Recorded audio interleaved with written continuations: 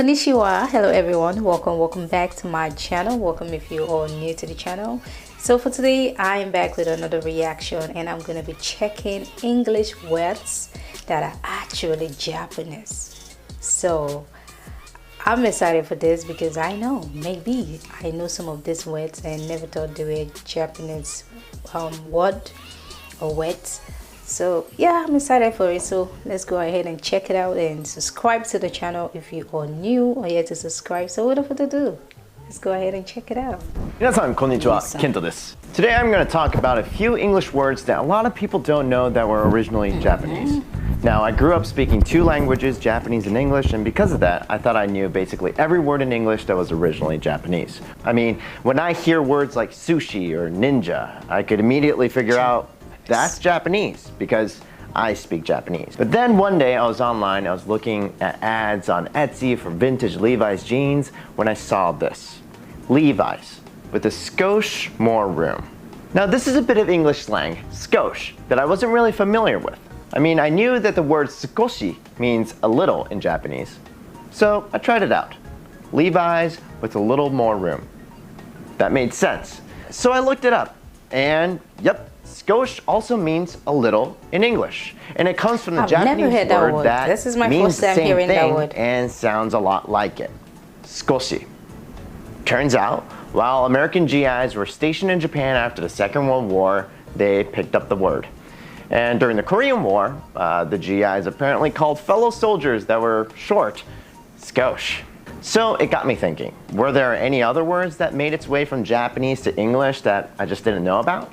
I did a little bit of research and I found a few more. The first word I want to talk about is another word that was brought back from Japan by American GIs. It's the word head honcho, meaning the leader, the top brass, the boss, head honcho. Turns out this was derived from the Japanese term hancho, which means team leader. The next word is rickshaw. Now, I didn't notice this one because the English word is a shortened, modified version of the original word. People who know Japanese are probably having an aha moment right now because, yes, rickshaw comes from the Japanese word jinrikisha. Take off the first bit, say it a bit differently, and jinrikisha becomes rickshaw. The three kanji characters in the Japanese word means human, power, wheeled vehicle. And as you might guess, the original Japanese word refers specifically to the kind that is pulled by a human on foot. Now, a little Japanese lesson here.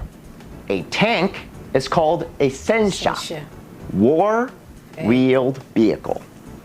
And a horse-drawn carriage is called a basha, horse-wheeled vehicle. So you can use sha as a suffix to describe wheeled vehicles. Now here's something fun. If you took these wheeled vehicles and stacked three of them together, what do you get? Well, you can imagine three wheeled vehicles. It's super loud, right? And yeah, this is todoro, which means cantankerous, loud, in a lively way. Back to the topic. My next word blew my mind the most. The word is tycoon, as in roller coaster tycoon, zoo tycoon, rich business leader, head of industry. I've heard that word. Yep, that word is Japanese too. I didn't notice this one because the Japanese word is rarely used anymore, and the Japanese word made its way to English such a long time ago that the English definition of the word changed a little bit. It made its way into the English language in 1853. Back then, Japan was closed off from the rest of the world. No one was allowed to enter Japan or leave. Then Commodore Perry from the US came to Japan with warships and basically said, hey, I don't like that you are closed off. I want to do trade with you. I like to speak to your leader or else. This was a bit of a problem for Japan because they had two leaders, the shogun, which translates to the general, and the tenno, the emperor.